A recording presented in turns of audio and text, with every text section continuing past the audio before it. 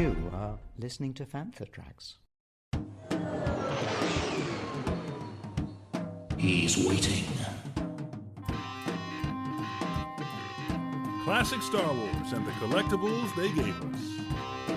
From vintage Star Wars to the modern era of the saga. This is Collecting Tracks. Here are your hosts, Richard Hutchinson and Chris Leddy. Hello and welcome to the latest episode of Collecting Tracks. I'm Richard Hutchinson. And I'm Chris Leddy. And we're your hosts for episode 6, Remembering Star Wars Japan.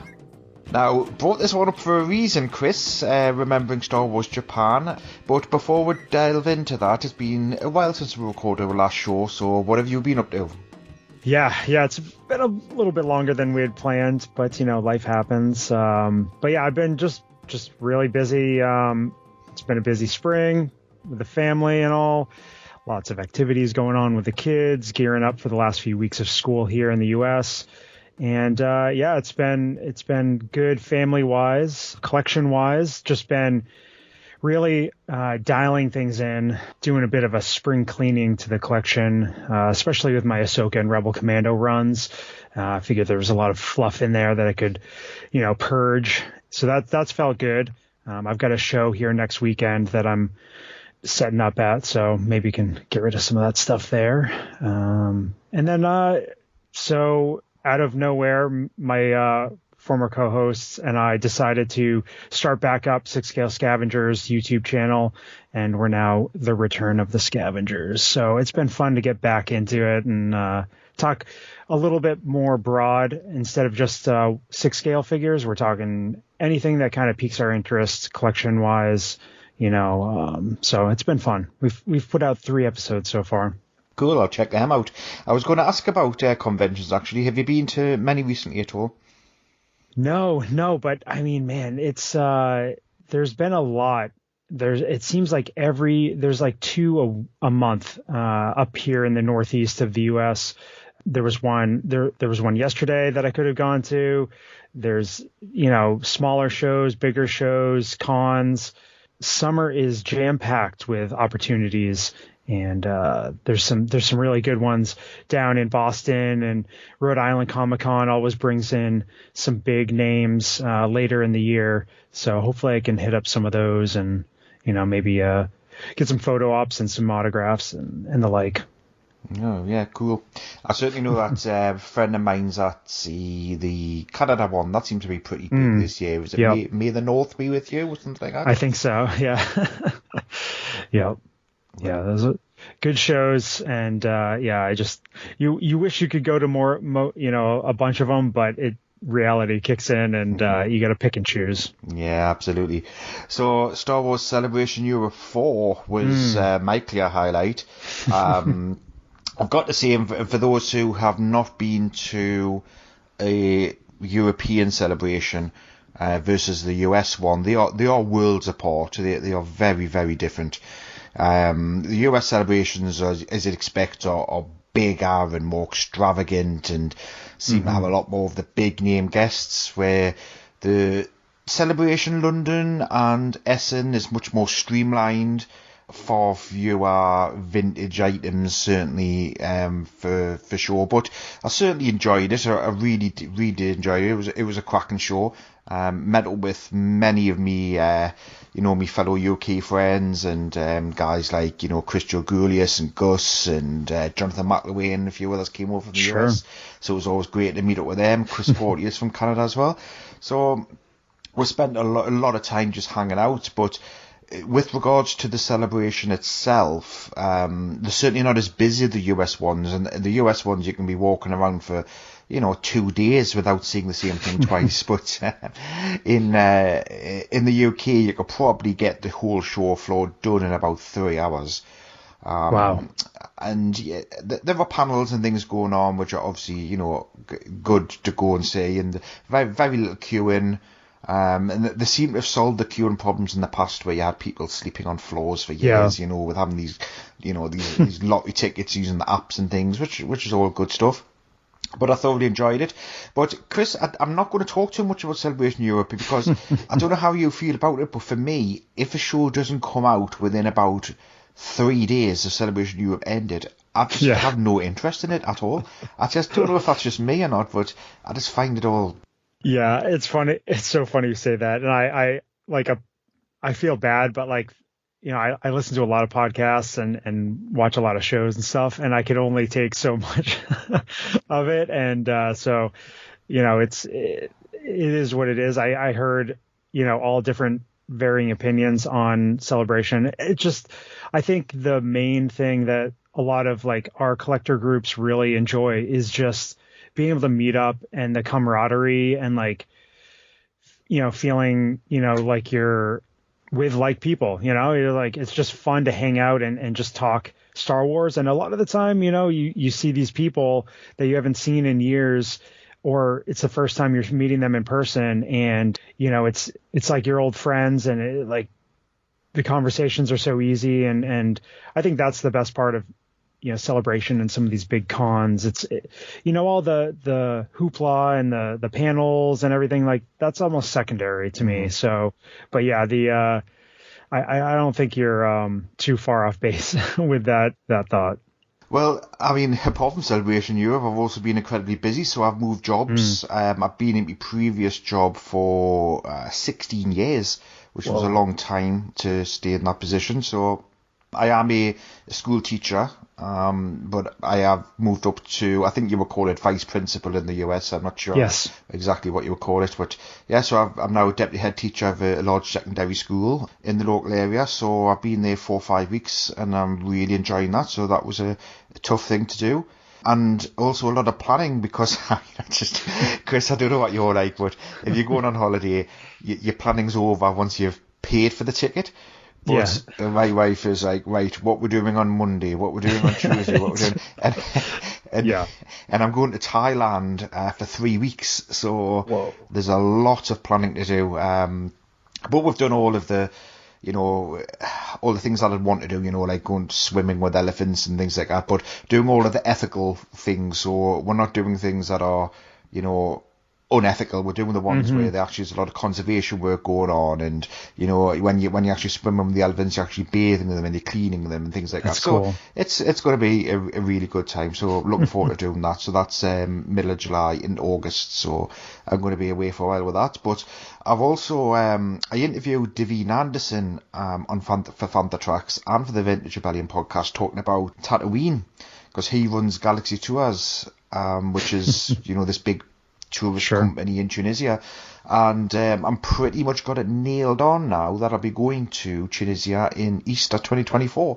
So I've got to start getting me things, because I've done Hoth, so the natural thing I think once you've done Hoth is to do Tatooine as well, and then that's all of the, you know, the great locations other than some of the ones in the States. Absolutely desperate to go. But I know. Next, you got to hit up the Redwood Forest. Yeah, you know? the Redwood like Forest. Go see Endor. Death Valley and things like that. Yeah, absolutely. All on the cards. Are any of the celebrations anywhere near the Redwood Forest?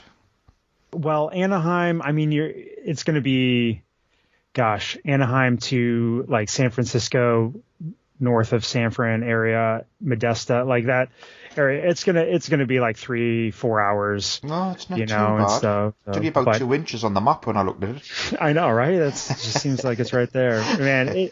I was so years ago. It seems like another lifetime. I used to work on a professional BMW race team, and I was on the pit crew, and we would travel all over the country, and we raced in Northern California, and like we had a chance to go to either the Redwood Forest or hang out at the bars at the pier. And I was the only one that wanted to go to the Redwood Forest. So needless to say, I did not go. And that was, you know, a bummer. And that was many years ago. So maybe someday, but man, to be able to go to those locations, it's amazing. You get to go to the Hoth filming location or locations, and then to go to Tunisia, man, it's just, you know, Hollywood history right there. And maybe you might find a crate dragon bone or something. I actually have a crate dragon bone in my collection.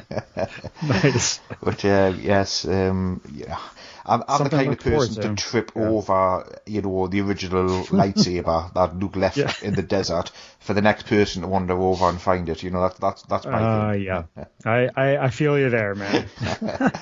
So anyway, well, moving on to this show, I've decided, I just put it out there as an idea, and I was surprised that you grabbed on it so fast, because it was just something I was tinkering with. So I thought, initially I was interested in going to Star Wars Celebration Japan 2025, but I definitely think that was the post-celebration buzz and euphoria that had got me, because once I'd actually done the research into it, it was going to be quite expensive, but equally, to go there in my state of life, I'd have to take, the wife and possibly children as well. And the costs and what was for them to do when they were in Japan, because they wouldn't be wanting to come around the celebration circuit at all. And it just decided it just wasn't feasible. So I backed down and I settled for Tatooine, which I'm more than happier with, to be honest with you. I think that's the struggle that we have, when it comes to these big events, is do we go all in, or do we do the whole family trip? And when Japan 2025 was announced, it was almost an immediate I can't do that because my kids are younger, and to put that much finance into a trip just for myself just doesn't make sense.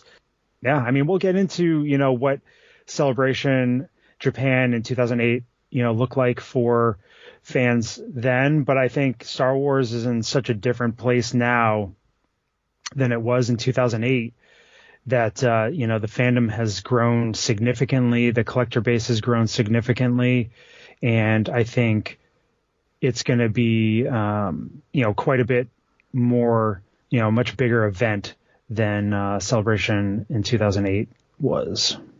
Now, first of all, Chris, before we go into Celebration Japan, what was your reading of the US market on the announcement of Japan itself? Not that positive initially, but I saw initially people were bummed out because everybody was thinking that it was going to be Orlando and to come back to the East Coast, to Disney World. And so I think because so many people had expected that to be the location, when they heard Japan, it was a bummer, because a lot of people didn't go to Celebration Europe. So they were thinking, all right, in 2 years, I'll be able to go to Orlando. So I think a lot of people are just like, all right, I can't afford it. I can't swing it. I did see a lot of people saying, I've been wanting to go to Japan. This is my excuse now. So people are already planning for that.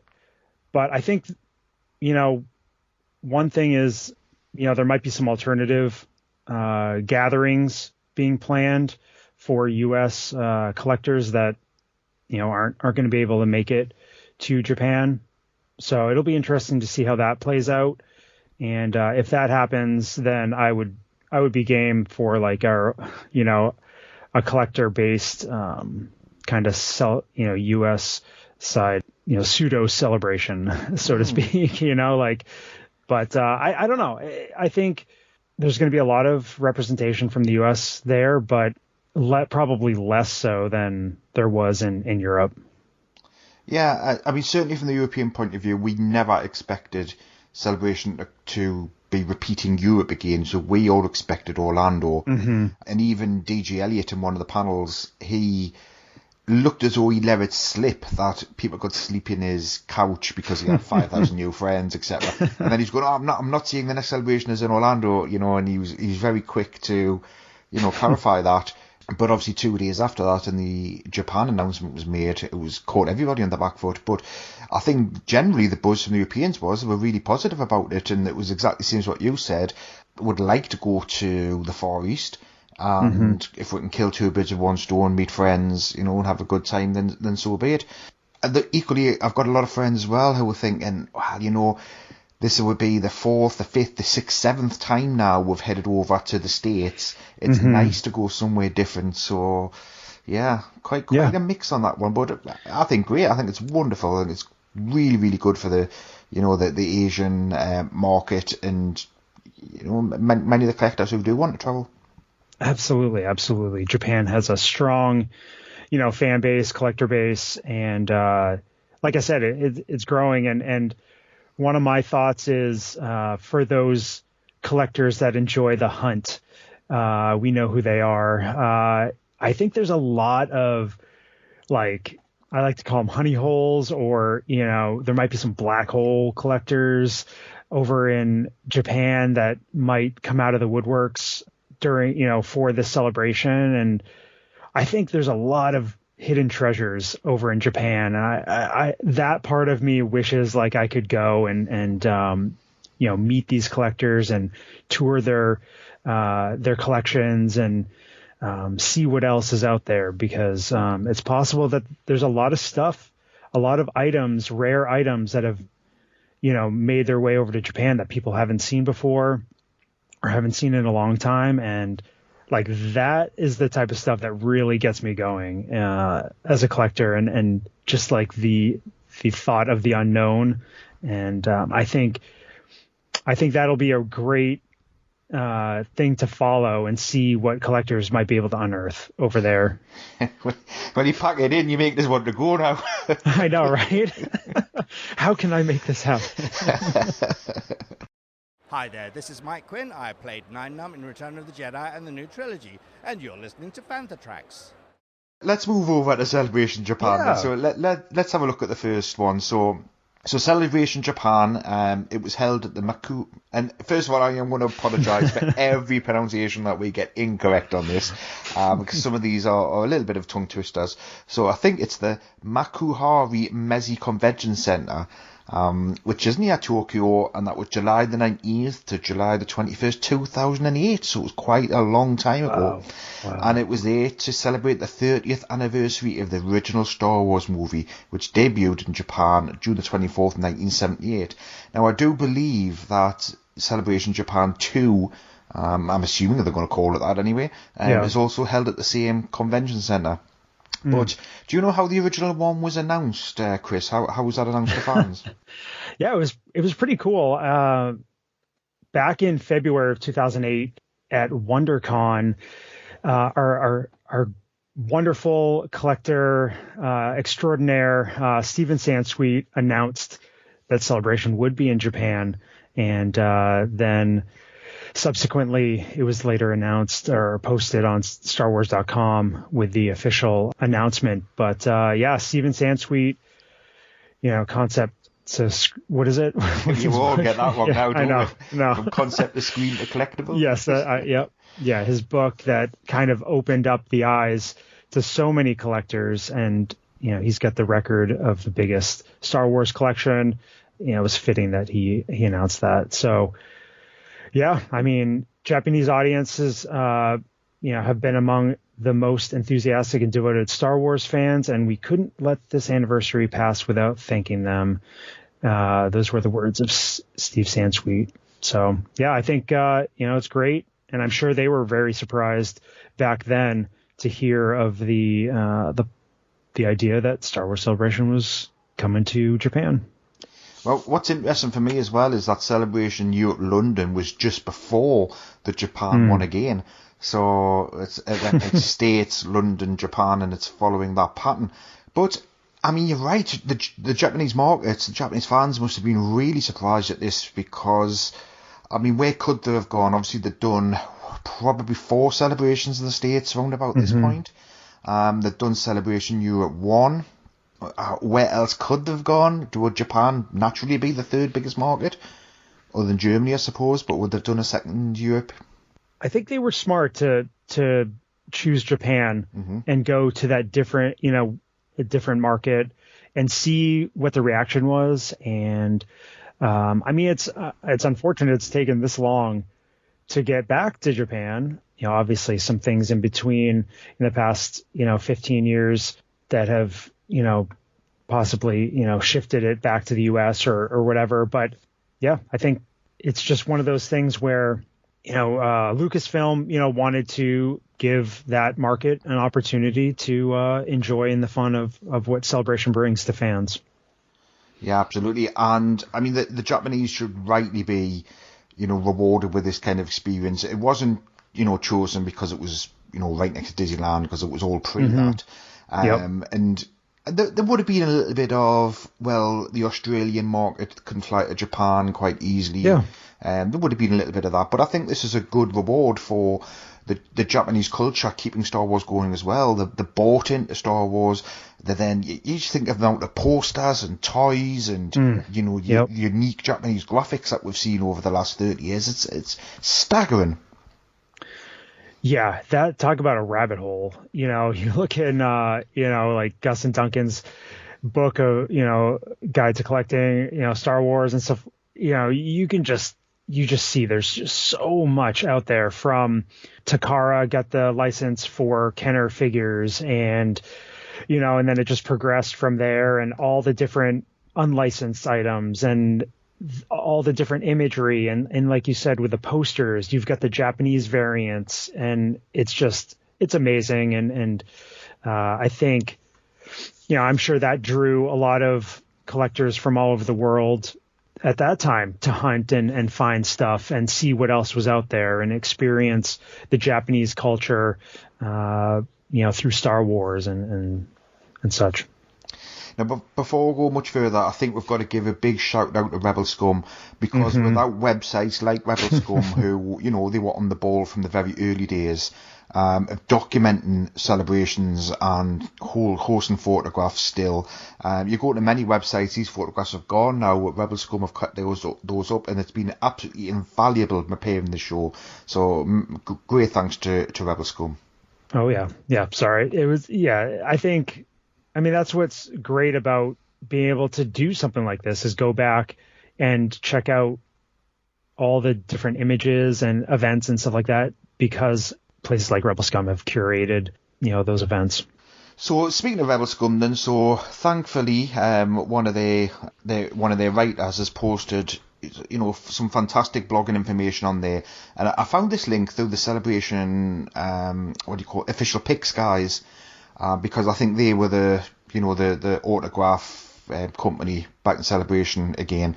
The official pics always do some great stuff as well, and their documentation equally is pretty good. But the first thing that I want to cover then, Chris, is the 10 or so companies that are listed on there that were available to see and set up. And some of them, you look back at it now and you think, yeah, it's not really that big a deal. But obviously, you've got to think back then. Some of these things were absolutely huge because we've been spoilt. So we'll start off with, I'm going to pronounce this as wrong, I'm sure, but Koto Bukaya. Is that how it's pronounced? Sounds right. I say Koto Bukiya, but it is right. You probably got to like that one. So they brought out some Clone Wars figures. I mean, how much do you know about the Koto Bukiya company? So I'll change a bit. Yeah, I mean, they're still cranking out statues today, and they do a great job with their like animated style, all different scales, and so yeah, they're still right in the Star Wars game, and I think it's pretty cool that they were set up back then. Yeah, absolutely, and you're right about the styles, because I'm still halfway through Star Wars Visions 2. But a part of me is thinking is there's going to be some animation tie-in with Star Wars Japan. And I don't know if there's perhaps going to be some kind of anime movie, or can you remember that fan-made TIE fighter? I mean, how many times have we said would like to see something like that? That would be absolutely awesome. And I wonder if Star Wars Visions is perhaps testing the market a little bit to see what opportunities are out there, because I don't think us living in the West can truly appreciate how big anime is over in the Far East. Yeah, I mean, the visuals created in the Visions series are just amazing and so different from what we had seen before, aside from that fan-made TIE Fighter movie, which was, when that came out, people were like, this is nuts. This is Star Wars like I've never seen before. And I think that, partially inspired what's happening with Visions. I could definitely see it. I can see it happening. I think it would be pretty neat to have it all tie in to Star Wars Celebration Japan in a couple of years if they do have a full length movie kind of release. But yeah, it's I unfortunately I haven't started Visions Series 2 yet, but it looks really good. I've forgotten the name of the what's one of the shows that they're bringing out. Not Ahsoka, the other one. Skeleton Crew, maybe? No, it's or not Skeleton Crew. It's the Acolyte. Acolyte, that's the one. That to me has a lot of Japanese feel about it, and samurai, and I'm seeing a lot of themes come through from that one. I think you're onto something there. From what we hear, Acolyte's going to be, quite different from any other thing that's come out, any other project that's come out. So I bet we'll definitely see some inspiration in there. Well, Chris, as you'd expect, Lego was there as well. So what were the big Lego pieces? The Death Star and the Millennium Falcon. And this was still like early on kind of in Star Wars Lego, their collaboration with each other. So the Death Star, I mean, that's like an iconic set, and they've had some different iterations since then, but just an awesome set. And then obviously Millennium Falcon, I think this was the first version that they did, and now they have the UCS. Yeah, it's crazy to see the progression with Star Wars and Lego. And I was just having a conversation with some friends last night, telling them about Star Wars Lego and about their values and stuff these days, if they're still sealed in the box. And those early sets, man, it's crazy what their value is now. But yeah, I mean, Lego, just one of the biggest toy manufacturers in the world, and to see them come out with those at that time, I'm sure fans were quite ecstatic. Yeah, I mean, Star Wars has often been a credit for saving Lego, but I think the same can be true in reverse at times as well. Yeah, absolutely. So Hasbro were there as well, and they brought out a unique, style packaging on this one when they first arrived with the Legacy Collection, which is the white. You don't often see Star Wars in white packaging. Mm-hmm. The white packaging with the blue Star Wars font. There were some nice items there. Yeah, absolutely. Yeah. Hasbro switching up the packaging every couple of years for all the different product lines, and Legacy Collection definitely shifted in a different direction style wise. But, looking back, I mean, it's now 15 years ago. I have a little bit of nostalgia, hunting those down in the stores and stuff like that. So it's cool that they were announced then. Now, something I was thrown with when I first did some research on this was Tomy, and I thought Tomy, I mean, obviously I remember Tomy as a child, and I'm pretty sure they were along for a long time, but I thought, how would Tomy get involved?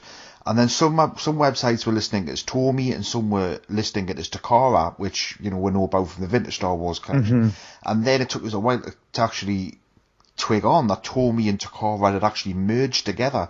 So in Star Wars Celebration Japan, they went with the Tomy branding, and they released the big Millennium Falcon, which I haven't seen one at all, but I've seen the pictures with Mark Boudreau holding one up, and that thing is huge.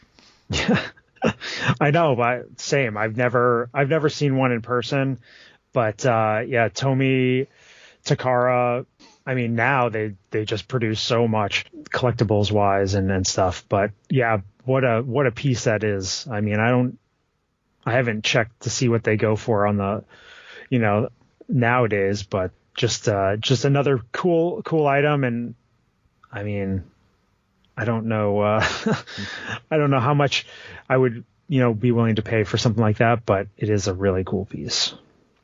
And Hot Toys, I mean, Hot Toys always have some, wonderful takes on things, but I was astounded these chubby nesting dolls they've branded as. I think we call them Russian dolls or something here in the UK. But I thought some of them were pretty cool. I may have actually bought one or two of those sets if I had been in Celebration Japan, just for their uniqueness. Hot Toys has done a lot of stuff outside of their 6-scale figures. Now their big thing is Cause Babies. That's a huge thing. It's kind of like an upscale Funko Pop, but they're massively collected in Japan, and not as big here in the States. But yeah, it doesn't surprise me. Hot Toys has something with these chubby nesting dolls. I think it's hilarious. I don't know how deep they went with those.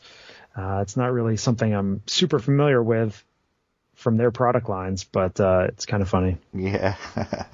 And the next company that is listed there, I can't see them showcasing anything due to the fact that technology's moved on, but Nick or Chris? Yeah, this is one that I don't recall seeing that manufacturer before with Star Wars, but yeah, he put out an R2-D2 DVD projector, which is like DVD projector. It's kind of funny. Still, I mean, cool. Back then, everybody was loading up on DVDs left and right, and couldn't get enough of them. So why not have R2, project one on your wall for you? And then we'll have GSX watches, and I just don't get what it is between Star Wars and watches. Citizen obviously are making a lot of Star Wars timepieces at the moment. I just thought watches had done to death. I've never worn a watch for about 30 years. Yeah, I know. Watches are not my thing, but I mean, Star Wars and watches goes way back to, the original Star Wars release. I had one sitting in my showcase for years, and I finally sold it at a show I did earlier this year. It was from 1978. So yeah, it's definitely a thing, and I'm sure there's some Star Wars watch focus collectors out there. And I think these GSX watches, what they were really showing off is, you remember, I don't know if you had them in the States, but we had them in the UK for a bit, where you had these, they were designed to go on a wall, but they were a watch, so it was a clock with a strap that made them look like a big watch on a wall. Oh, okay, yeah. I think that's what they were doing. Okay, yeah, that's a different level right there, but I fully aware of those. That's funny. Sideshow Collectibles, I'm sure you know about these three. Yeah, so I mean, this was like Sideshow was putting out 6-scale figures pretty rapidly during this era, the early to mid to late 2000s. And the figures that they had on display in Japan were Luke, Han, and Ayla Secura.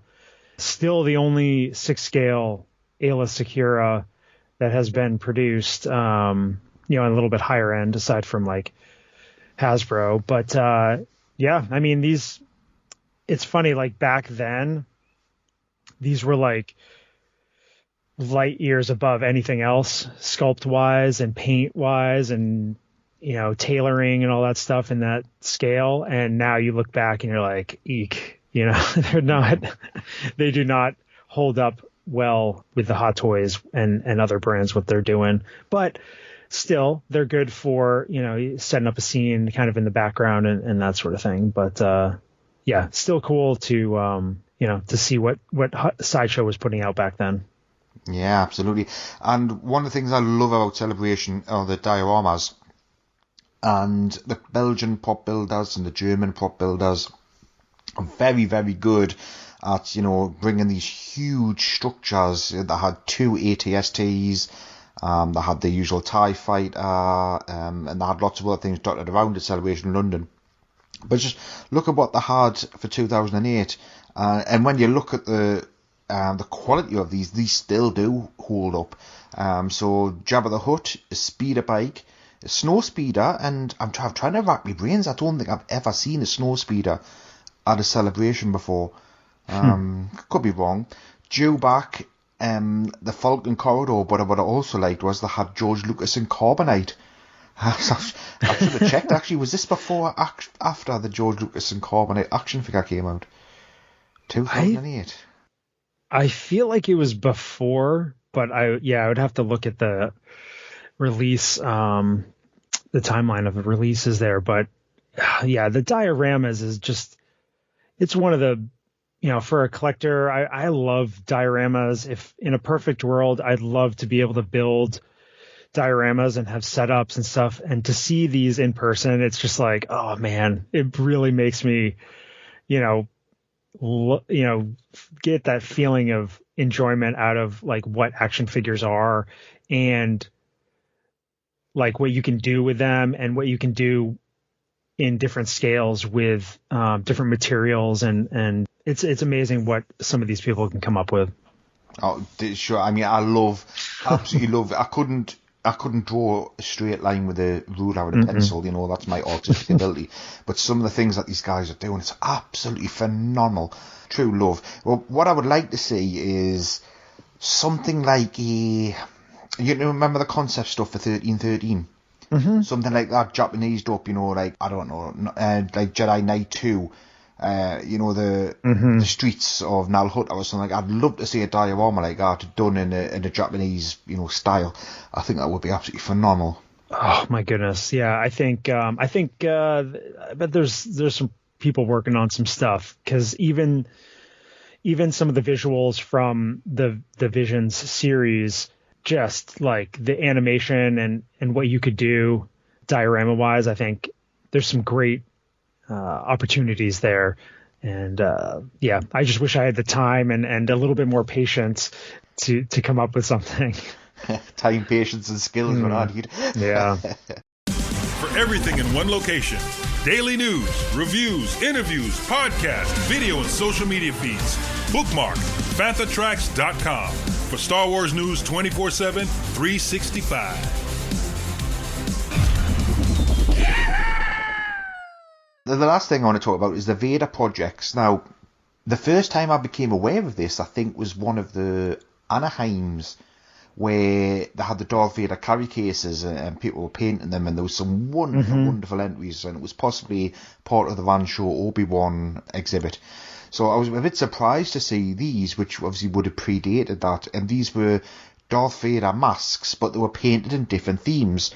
So I had a look at them all, and some of them are absolutely wonderful, and some of them are just mean nothing to me whatsoever, and I'm assuming there's some kind of Japanese culture in there that I'm completely missing. But the one that I picked out is the one that I really like, is titled Son of the Suns. And it's a diorama with Vader's mask, but it's painted in Tatooine sand, blasted, scorched kind of colours, with the Law's homestead outside, with the moisture evaporators and, some droids lying around, with Luke standing looking out with the Vader helmet in place of his hut. And I think it's absolutely wonderful, and I love the whole, the way he's done it, Son of the Suns. It's wonderful, wonderful interpretation. Yeah, that one is really, really cool. I love how they have the eye holes like empty, and those are like the windows out. You can look out from there, and just such detail. You got your little Treadwell, cruising around on there, and I really like that, and it's in line with the dioramas we were just talking about. What's possible. I mean, there's so many different Vader helmets that were created. It's really hard to choose. Some of the ones that really stand out to me, I mean, I see a Statue of Liberty one, which is kind of funny. There's ones where it's like a military themed, and those ones are pretty cool. Just lots of colors, lots of different techniques and stuff. The one that you picked is definitely a top tier one for me, but probably one that I think is pretty hilarious is somebody put antlers on one and painted it gold, just something, it looks very samurai-esque. So I kind of like that one just because it's kind of out there. Anybody that is interested in checking those out, go to Rebel Scum and hunt around because they've got all the different images on there. But man, people are so creative. Absolutely. So it was interesting there was a 2-day setup because, the modern celebrations are very much one day. So the actual event itself didn't kick off until Saturday. So this is the 19th of July 2008. Mm-hmm. And I had a look to see what was on the main stage. So there was 2 stages recorded on Rebelscombe. It's not to say there weren't other stages, of course. But on the main stage, the panels were the Fets. So that would have been, your Daniel Logan, your Jeremy Bullock, your Dickie Beer, and others who were, part of the stunt crews. The Clone Wars, as you'd expect, that was obviously, getting ready to take off. Sure. Lorne Peterson, which I would love to have seen him come over to Celebration. I think that's one thing we're not getting enough of now is the behind-the-scenes actors. We're getting, we're getting voice actors and we're getting, actors, but we're not getting the crew behind. So I'd love to see more of them. And obviously the main star of Star Wars himself, Mark Hamill. So I thought that was a pretty good set of 4 panels, considering it was 2008. Yeah, absolutely. I think you're crossing a number of different areas within fandom, with those different panels. I love Clone Wars. Like, it's one of my top Star Wars things, and to have seen a panel of Clone Wars before it even came out, I just I would love to have sat in there. Obviously Mark Hamill and his story and everything, what he brings to the table. He is Star Wars, and anything Boba Fett, fans eat up. Absolutely. And there was something that's called Premiere of Star Warriors. So I'd never heard of Star Warriors. Had you heard of that before? No, No, I have not. So I had to go on Google and think, what in the Star Warriors? And I mean, obviously we've all heard of the 501st, but this is it's sort of like a documentary movie length feature tribute to the 501st and how it started off and all of its positive influences that's had through charity work, volunteering, fundraisers, etc. So there are copies of that. I'm sure it's available to watch on YouTube somewhere, but I think I may check that out one day. Yeah, that sounds really interesting. I mean, we know that the 501st has really evolved dramatically in the last 15 years since the Japan celebration. So yeah, it would be cool to check out to see how it was back then and leading up to that, because the 501st is great. Every convention I go to, there's 501st representatives there. Just it's so cool seeing troopers and Imperials and the like walking around, but we know it's more than that. Oh, absolutely. And I've got to say, certainly from Celebration London's point of view, it's evolved a lot to be Mandalorian, sequel trilogies, and new TV shows that aren't even out yet. That seems to be the main focus. And there were very few Vaders and Stormtroopers and Biker Scouts, and that was something that quite surprised me. That's interesting. I know, well, we know how things are these days. People always want to be the first. So you always see people, they get a glimpse of a character and they're already making, whether it be a cosplay level or they're trying to get 501st approved. But yeah, I mean, for me, a lot of the local shows that I go to in the northeast of the US, there are a lot of troopers, lots of biker scouts, stormtroopers, TIE fighter pilots, Vader, and the like. There's some sequel trilogy characters like Rey, but most of the stuff that I see are the original trilogy characters. But yeah, some of these bigger cons and stuff, lots of cosplay representation across every avenue of Star Wars you could possibly think of. And running alongside that was nice to see the collector stage being out there. Wonderful to show that they had presence, way back then. So Chris, 3 panels on the collector stage. What were they? Which would have been the one that you would have desperately wanted to get to? Yeah, so we had Japanese posters, we had bootleg Star Wars, and rare and unusual Japanese collectibles. Oh man, well, I really love posters.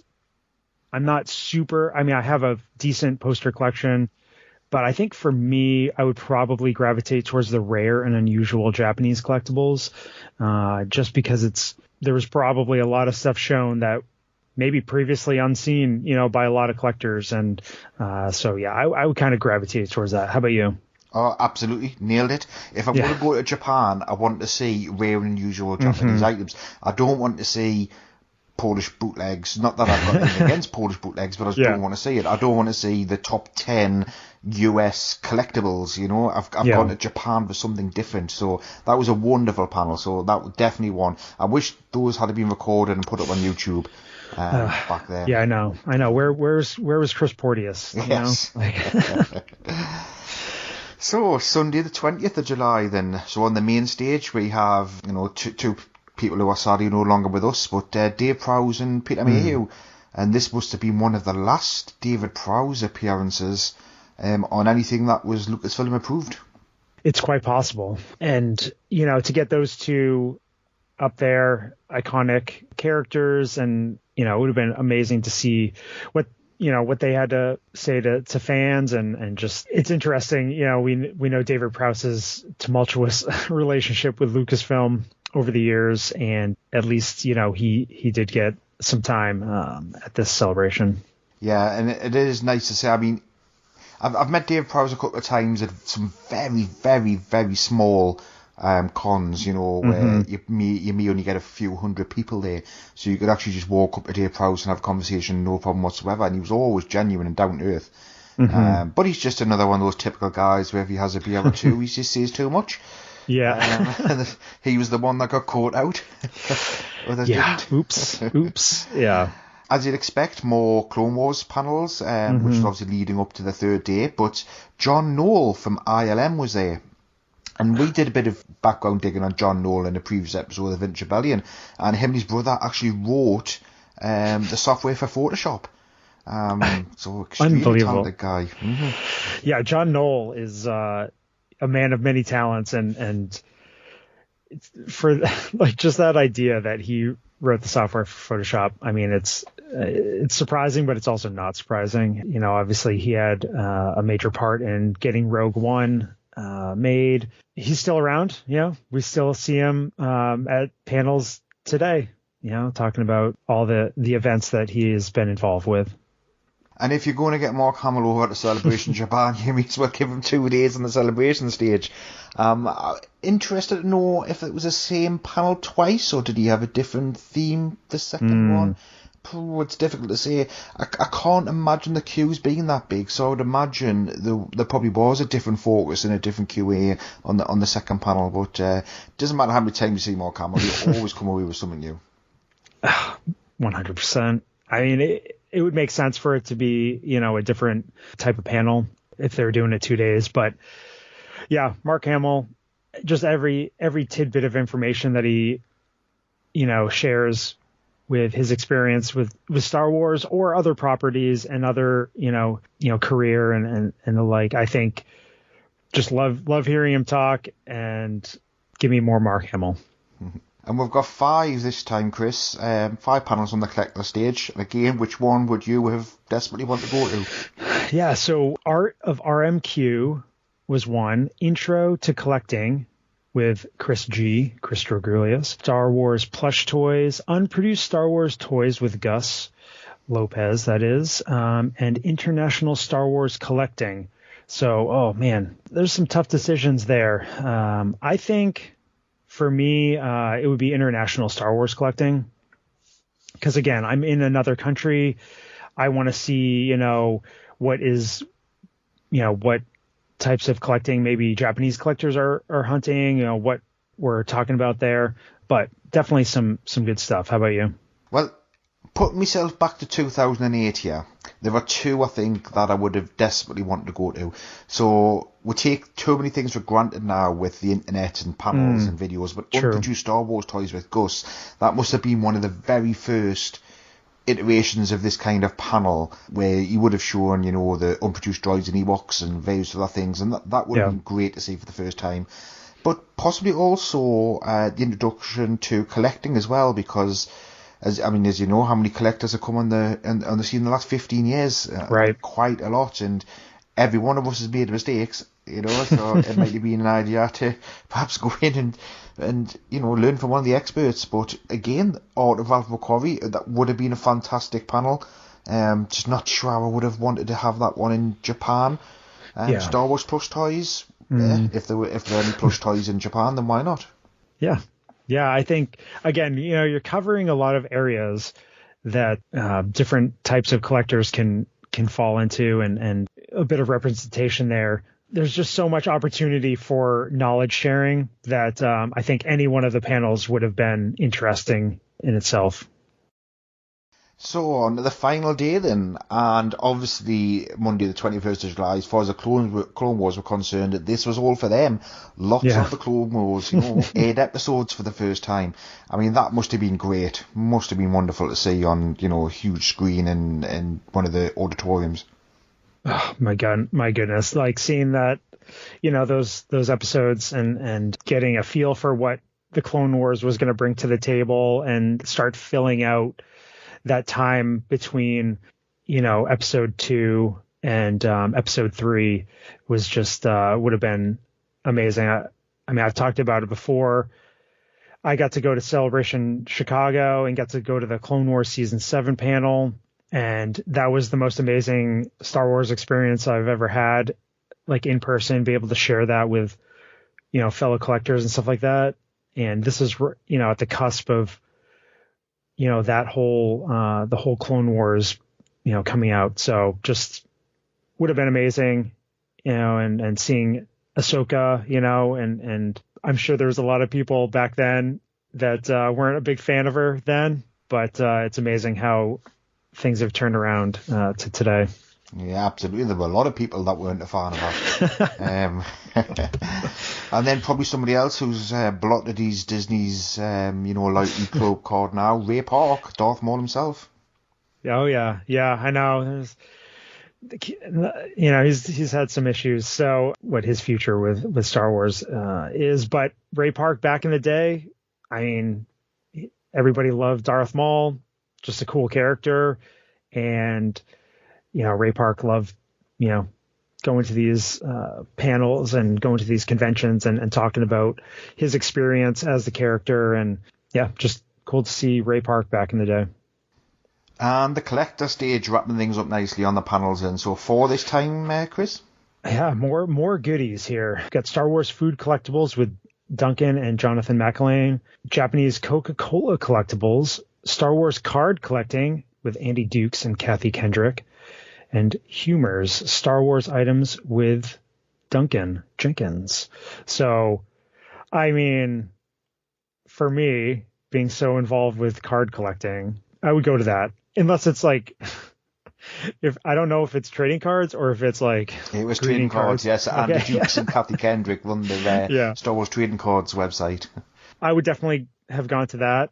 But again, you're hitting different things. You've got a couple food related panels, collectibles. Jonathan and Duncan are two of the most knowledgeable in the food collectibles area. So I mean, obviously it's a given. Seeing them put on that panel and they're still doing it today. So I'm sure they've learned a lot along the way. But I mean, what are you thinking?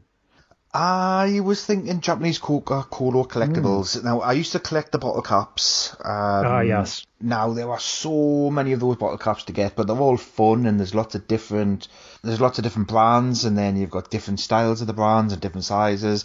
But I would imagine that there's a lot of posters and leaflets and store displays and things like that. That would have been cool to see that you probably wouldn't see unless you went to Japan.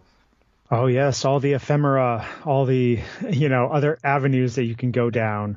I think that would have been pretty cool. Coca-Cola, one of the biggest brands in the world, and Japanese, having all the different variants and styles of. I think that would have been pretty cool. Yeah, absolutely. Now, something that I've been quite disappointed with in the last few celebrations is the Celebration store. And I think, for me personally, I don't know about you, Chris, but it's getting too commercialised now. It's too, obviously Celebration Store is going to be commercialised, but it's getting too generic. It's getting too let's get any old crap, mass produce it, slap a Star Wars logo on it and charge a lot of money for it. Whereas in the past, you know, you would see a lot of unique and quirky and interesting items. Yeah, I feel you there as well. I think it's definitely, I think they just make it easier for themselves, you know, to make more, just put a Celebration whatever logo in, you know, embroidered or emblazoned on a piece of whatever and, you know, upcharge it. But I think, I mean, it looks like back then they had all kinds of crazy or cool, you know, items that they had in the store. I mean, are there any that kind of like pop out to you, or is there anything? Doubt there is, Chris. So I just love it. It's so quirky and it's wonderful. And this ticks a few boxes. So this was the Gentle Giant Star Wars Customs TIE Fighter Pilot Red Baron, which also was a San Diego Comic-Con 2008 exclusive, and I absolutely love it. So it's got a meteor or something similar, and on top of this meteor is a TIE Fighter, but it's red, and it's sort of warped a bit in shape, and then the top of it is a TIE Fighter pilot with you know, a lever. Now the reason why I love it is, and I don't know if you've seen the Palatoy Robo Skull. You know the ship, I mean, from Palatoy, where they took some of the TIE Fighter parts. Yeah. And it just, with it being red like that, it just ticks the two boxes for me. It's a lovely TIE Fighter, but it also looks like the red Robo Skull as well. So that was the one for me, and I think I would have been desperate to buy that. Really like it. And what about yourself? Yeah, that one is pretty cool. It's fun, and would be great on, you know, on your desk or in a display or whatever. I mean, there's definitely some cool stuff. I don't know if this was like a store exclusive, but there was a Clone Wars, like it looks like a mini poster almost with Japanese characters, you know, saying Star Wars, Clone Wars, because that's kind of my area of focus. I mean, that's kind of what popped out to me. It's not, it just looks like the movie poster itself, but that's one that pops out to me, just fits my area. But I think, I mean, there's some cool stuff like gold coin with Vader with the 30th anniversary on there. I think that's pretty cool. Something small, and it's got Yoda on the back. So, I mean, those ones kind of popped to me. Were there any others that had your eye? No, not really, but what you've done there is nailed for what it is, what I'm looking for at Celebration. I'm wanting to come away with something that reminds me of that specific celebration. And I worry now, because of COVID obviously impacting on so many things, and they must have lost a fortune rebranding things from, you know, 2021 to 2022 or whatever they had to do. But yeah, you're right, because at Celebration Essen, they had, I mean, they had so many cool stuff, but they had the exclusive action figure for Joe Castanew. Yeah. And that's the kind of thing that I'm looking for. But honestly, if you were to come down to Star Wars Celebration London just gone, you would have been struggling walking away with something that wasn't fan-made, that actually referenced that. Yeah. I mean, even Celebration Chicago, I didn't buy any of the exclusive stuff from the store. Nothing like called to me. For me, I didn't want to buy something just to buy something. So, but it was most of, like you said, the fan-made items, the swag and stuff that, you know, really popped for me as a collector. Just some items that I can have to, you know, bring back that memory of going there. You don't necessarily have to shell out a ton of money, but when there aren't items that are calling to you, you know, that are exclusives, then, I mean, I wouldn't force it, but it's unfortunate that it's kind of gone that way. Hi, this is John Morton from The Empire Strikes Back, and you're listening to Fantha Tracks. Now, guests and autographs, so back then, I mean, these would have been very, very reasonable priced. I certainly remember seeing Mark Hamill for some like €100, which would be about, what, $80 at Celebration Europe too. Well, now you're looking at 3-4 times the price of some of these now. But I thought that was a pretty good guest list. So just looking at the original trilogy guys first, you've got Peter Mayhew, obviously Chewbacca. You had Jeremy Bulloch, who played Boba Fett and some other background characters as well. Sure. Dave Prowse, Darth Vader, and Mark Hamill. But Carrie Fisher was also scheduled to appear, which I think that would have been an absolutely amazing group. Now, I don't know how much you did looking into this yourself, Chris, but I had conflicting reports as to whether Carrie Fisher was actually there. Now, official pics had put cancelled, she was unable to fly, didn't say what the reason was. But I was reading a blog entry on Rebel Scum with a guy who was actually said he got an autograph from Carrie Fisher there. And this was written in 2008, so I was thinking, well, what? What's going to let somebody pretend to be Carrie Fisher and confuse them? Oh, I love stories like that. It's like, what really happened? It's unfortunate that she didn't make it. I'm sure there was a lot of fans that were hoping to see her there. I kind of not surprised that she canceled. But yeah, it'll be interesting to see who, which story is correct. We know that sometimes we have revisionist history, memories and stuff. So I don't know, maybe that collector was, misremembering. Yeah, and also Tim Rose was there as well. How would I forget Tim Rose? Yep. So on the prequels, and so I thought this was quite interesting, and certainly some of the people from the prequels I've never met, and the amount of times I've been at con. So Jake Lloyd, I mean, wow. Absolutely brilliant for him to turn up. And do you know the reception that Hayden Christensen gets now when he comes out to Celebration? It wouldn't surprise me if Jake Lloyd was hit with something similar if he came to another Celebration. I think so too. He went through some tough times after playing Anakin Skywalker and the backlash of Episode 1. I think people would embrace him. I don't know what his situation is these days, but it would be nice to see that, because it's almost to see Hayden when he came back, like the fan reception of him is just like, it's like emotional, like what he put in and what he did, for the Star Wars franchise, and then to have kind of been shunned for a while, and now he's, embraced again and part of it again. I think that's, it's great to see. Then you've got the usual stalwarts like Daniel Logan, Ray Park, Tamura Morrison. They've been at many cons. Yes. And it was almost a relief, and I don't get us wrong, I do like, meeting Daniel Logan, but it was almost a relief that he wasn't at Star Wars Celebration in London, because he's been at every celebration pretty much since he first appeared on the Clone Wars. The same with Ray Park. It was like, how many more times can we present the same guy? So it's nice for him to mix it up. But two certainly I've never met, Amy Allen and Orly Shozan. Yeah, those are surprises. Amy Allen played Ayla Secura, and Orly Shoshan played Shakti, Togruta Jedi. So yeah, I think that's pretty cool. I mean, I'm sure, con enthusiasts will say that, they're, regulars and stuff like that. But I mean, I've never seen anything locally for me, or at least on the East Coast for them, in the past 10 years. So it'd be cool to meet either one of them, because, their characters lived on in Clone Wars. And so, yeah, big fan bases for those, especially like in the cosplay arena. And for fans of animation, and it looks to only signer there was D. Bradley Baker.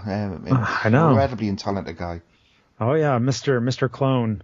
Yeah, pretty cool. I mean, obviously with Clone Wars coming out, and I'm sure he was involved with the panels there. Good to see him, being involved. And he is, again, like most cons that he can go to, he goes to, and along with Ashley Eckstein and Matt Lanter and James Arnold Taylor and the, the main Clone Wars cast. But, yeah. So that effectively was a wrap-up of the first Japan experience. And I've got to say, the Japanese culture is running through, I think, virtually everything that we've talked about there. My big hope for Japan too is that it isn't homogenized in any kind of way. It is very much a case of this is Japan celebrating Star Wars, as opposed to Star Wars being in Japan is just a different thing.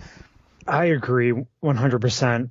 I think they would be best served to, play into that and play that up and really incorporate the Japanese culture and how Star Wars has influenced it, and vice versa, and have a lot of guests, especially with the collecting track, sharing their, experiences as Japanese collectors and I think it'll be good. And too, with the Vision series and the potential for maybe more anime inspired Star Wars in the future, it'd be really interesting to see how Celebration Japan 2025 plays out.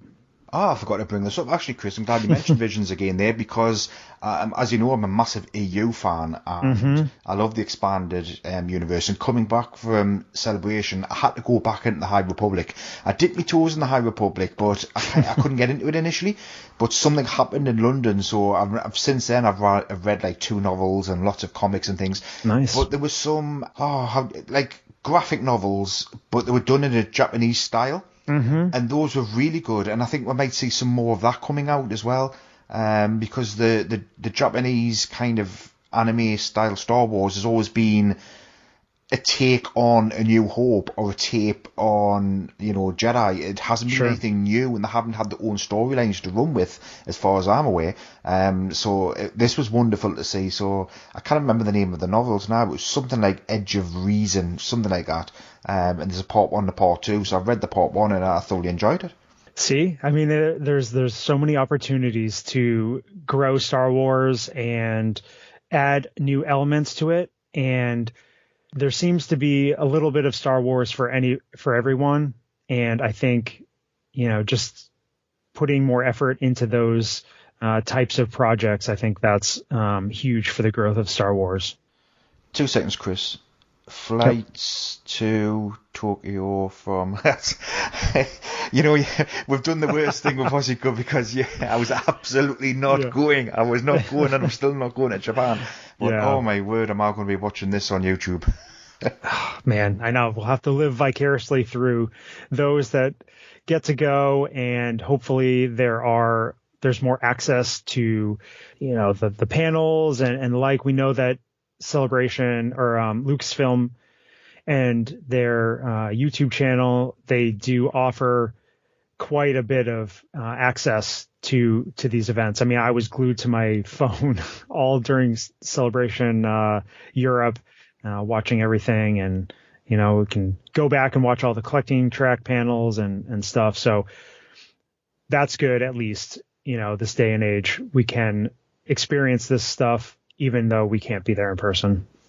Yeah, absolutely. And as far as I know, we're the only podcast to have done something like this on a Celebration Japan recap, as opposed to looking ahead to Celebration Japan. So I hope a lot of our audience gets something out of this. It's certainly fun and interesting for me to cover. Yeah, I didn't know how it was going to go, but now, looking back and looking forward, it was really fun to talk about it. Well, Chris, I mean, there's so much more we could talk about Japanese collectibles, and I think we'll pencil that in for a future show at some point. But I've thoroughly enjoyed this chat. We've hit about the 1 hour mark now, so absolutely wonderful. It's been wonderful once again talking to you. I'm sure the next one won't be as far away, and certainly because I've got a 3-week spell in Thailand, I've certainly got to get something nailed in July at some point. But it's been a pleasure talking to you as always, Chris. Yes, absolutely. Always fun to chat Star Wars, and enjoyed it thoroughly.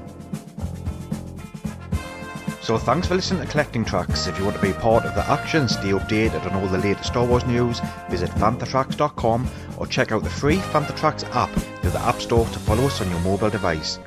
You can reach out to us and send in your listeners' questions by emailing radio@fanthatracks.com. Comment, like and share on any of our social media feeds @FanthaTracks. And be sure to subscribe, leave a review, preferably a 5-star one, on Amazon Music, Audible, Apple Podcasts, Google Podcasts, Spotify, or your podcatcher or smart speaker of choice. And as always, thanks to James Semple for composing the Fantha Tracks intro, Andy Lythe for our Collecting Tracks open music, and Mark Daniel and Vanessa Marshall for our voiceovers. Remember to tune in to Good Morning Tatooine, live Sunday evenings at 9 PM UK time, 4 PM Eastern and 1 PM Pacific on Facebook and YouTube. Check out Fantha Tracks Radio Friday evenings at 7 PM UK time for new episodes of The Fantha from Down Under, Planet Leia, Desert Planet Discs, Start Your Engines, Collecting Tracks and Cannon Fodder, and every Tuesday at 7 PM UK time for your weekly episode of Making Tracks. Coming up next on Fantha Tracks Radio, it's Making Tracks.